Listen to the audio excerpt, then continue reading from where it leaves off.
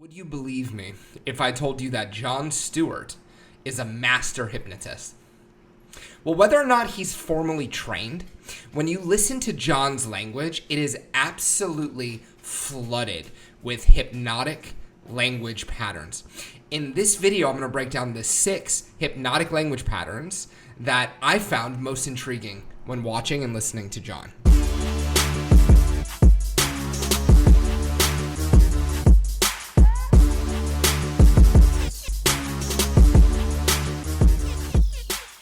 So before I give you the 6 patterns, I want to give a brief reminder for people who are new to NLP or hypnosis.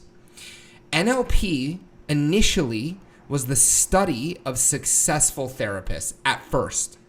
And one of those therapists they studied was a man named Milton H. Erickson, who was the world's best hypnotist, according to me and many others. Erickson had mastered the art of indirect suggestion. So a classical hypnotist would say, close your eyes and go into a trance. Direct suggestion. Do this, do this, do this. Erickson would invite you to go into a trance. He would deliver suggestions in a way that would not arouse conscious mind resistance. And in studying Erickson, they developed the Ericksonian language patterns, the NLP language patterns. Now, I'm only going to identify the 6 in this video, but if you want to learn more, make sure you subscribe, and I'll be doing a more in-depth training on hypnotic language at some point in the future. Let's get into it. So, in my world, that's waste. How is that waste? If I give you $1 billion and you can't tell me what happened to it, that to me is wasteful. That means you are not responsible. But if you can't tell me where it went, then what am I supposed to think?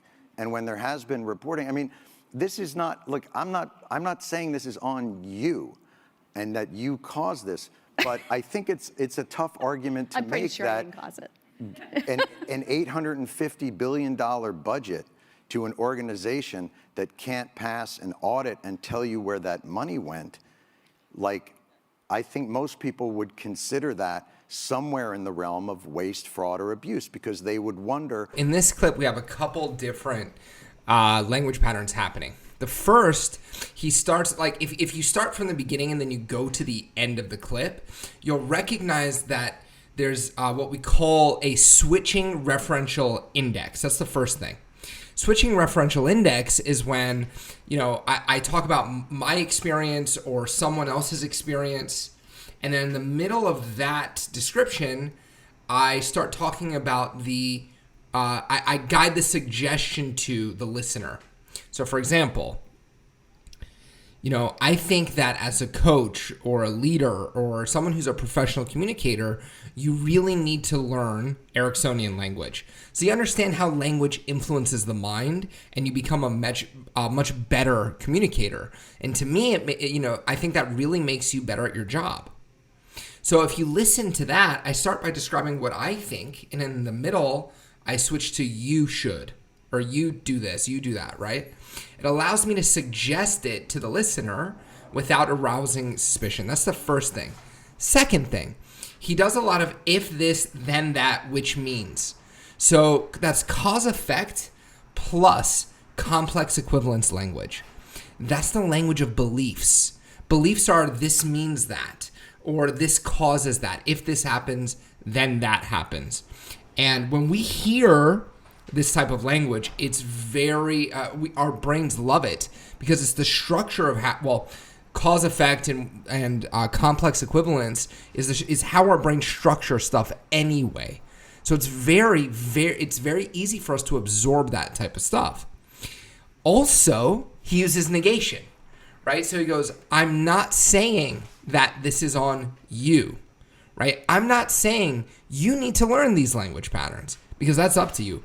I can't tell you that learning how to speak this way will make you a better influencer. I can't tell you that. Well, if I use negation in that way, if I say, I'm not going to tell you to like, comment, and subscribe, I can still put the idea out there without getting that resistance up again.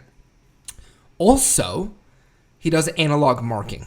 Analog marking is where you mark out an aspect of the suggestion non-verbally. So he does this with his tone and also his gestures. When he goes, I'm not saying this is on you, he's not verbally indicating on you. And when he did the referential index switch, and he goes, I think most people, and he gestures to the audience and the camera. I think most people would consider that. And he gestures, when he says most people, to the camera and to the audience. So in this next clip, we're going to see John use pacing and leading. When I see a State Department get a certain amount of money and a military budget be 10 times that, and I see a struggle within government to get people like more basic services, and then that department that got that, I mean, we got out of 20 years of war and the Pentagon got a $50 billion raise.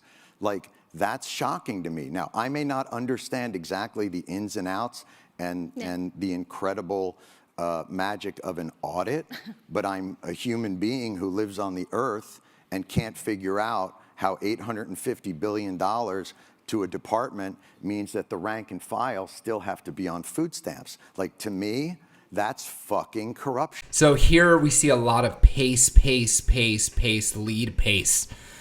So pacing is when I say things that are verifiably true, and I do that enough times, your brain starts to expect that the next thing I say is going to be true. Look, you've been watching this video, you saw John Stewart, you've heard my interpretation of it, and you're starting to get a grasp of how Ericksonian language can be very conversational, that hypnotic influence is not what we thought it was.